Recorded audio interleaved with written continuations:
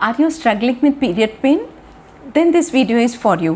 Hi, I am Dr. Kanchan Malik, a woman disease specialist at Meerut and a director of Mangalam Hospital. आपको periods में pen होता है और उसकी remedies क्या हैं, आज इसी के बारे में बात करते हैं। सबसे पहले तो आपको ये जानना पड़ेगा कि पीरियड्स में पेन होता क्यों है। पीरियड्स में पेन, जिसको कि मेडिकल लैंग्वेज में डिस्मेनोरिया बोलते हैं, उसमें पेन का कारण होता है जब आपके यूट्रस की लाइनिंग पूरी मैच्योर हो जाती है तो एक हार्मोन रिलीज़ होता है जिसको प्रोस्टाग्लैंडिन बोलते हैं। और प्रोस्टाग्लैंडिन की प्रेजेंस में यूट्रस एक तरह से अपने को स्क्वीज़ करता है, जैसे कि लेमन को स्क्वीज़ करते हैं उस ब्लड को बाहर निकालने के लिए। तो जब स्क्वीज़ होता है यूट्रस प्रोस्टाग्लैंडिन्स की प्रेजेंस में तो आपको एक क्रैम्पिंग पेन होता है, जो कि एक बिल्कुल नॉर्मल चीज़ है। इसको प्राइमरी डिस्मेनोरिया कहते हैं। पर कभी कभी ये पेन किसी और रीज़न से होता है जिसको सेकेंडरी डिस्मेनोरिया बोलते हैं। उसमें कुछ पैथोलॉजिकल रीज़न्स होते हैं, कुछ कॉजेज़ होते हैं जो कि पेन ड्यूरिंग पीरियड्स करते हैं। तो आज मैं बात करूंगी प्राइमरी डिस्मेनोरिया की, जिसमें कि आपको अगर क्रैम्पिंग पेन होता है तो उसको आप किस तरीके से ठीक कर सकते हैं या अपनी अनॉयंस को कुछ हद तक कम कर सकते हैं। इसमें सबसे पहला तो है कि आप उन दिनों में रेस्ट करें, बहुत ज़्यादा काम ना करें। रेस्ट करने से बहुत हद तक पेन में और क्रैम्पिंग में आराम मिल जाता है। और हॉट वाटर बॉटल से सिकाई करने से बैकएक और लोअर एब्डोमेन पेन में काफ़ी आराम मिल जाता है। या हॉट वाटर शावर लेने से और कोई एसेंशियल ऑयल लोअर एब्डोमेन में लगाने से भी बहुत आराम मिल जाता है।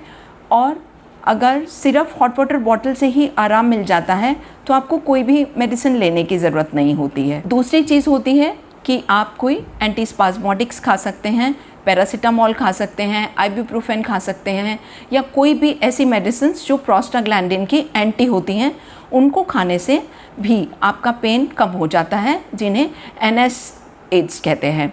ये मेडिसिन्स आपके क्रैम्पिंग को कम कर देती हैं और एक दो टैबलेट खाने से ही आराम मिल जाता है।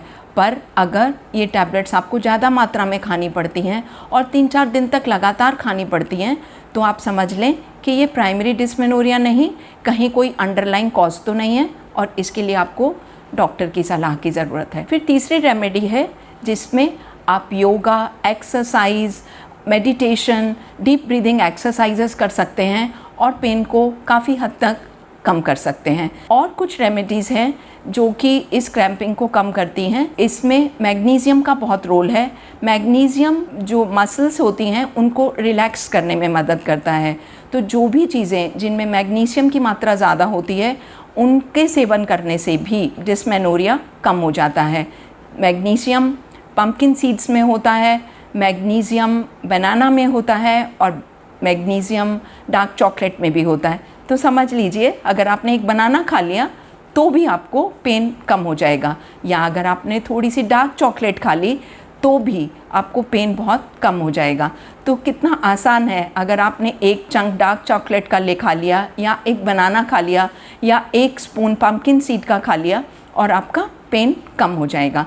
तो आप जब भी मेंस्ट्रुअल साइकिल आने वाला हो, आप घबराएं ना कि आपको पेन होगा। आप सिंपल रेमेडीज़ से अपने पेन को कम कर सकते हैं। पर अगर इन सब रेमेडीज़ से आपका पेन कम नहीं होता और पेन काफ़ी हद तक रहता है, इस हद तक कि आप अपने कोई भी नॉर्मल काम नहीं कर सकते हैं और ये पेन लगातार 3-4 दिन तक चलता रहता है, तो इसका मतलब ये सेकेंडरी डिस्मेनोरिया है और इसका कॉज कोई और है।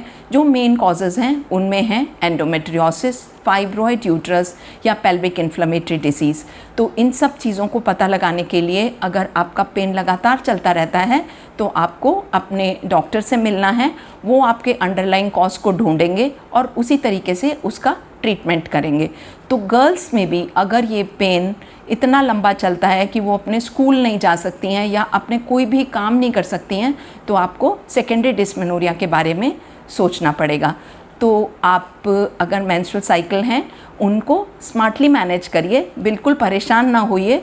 ये एक बिल्कुल फिजियोलॉजिकल प्रोसेस है और इसको बिल्कुल आसानी से आप थोड़ी सी समझदारी से मैनेज कर सकते हैं। Take care of your health and always be happy. Thank you. If you like this video, please do like, subscribe and share the video.